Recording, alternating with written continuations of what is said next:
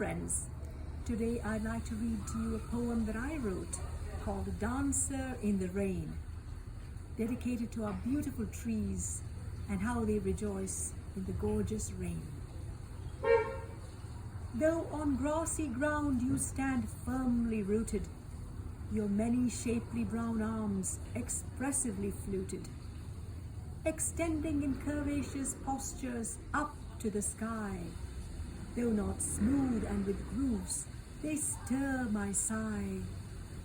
In earth dance pose you so gracefully stand, holding fragrant green bouquet in every hand.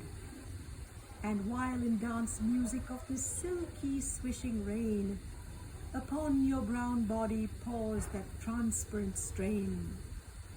As of your lyrical posture, its downpour does partake. Heaven and earth, rain tree dance, spectacle you make. Thank you.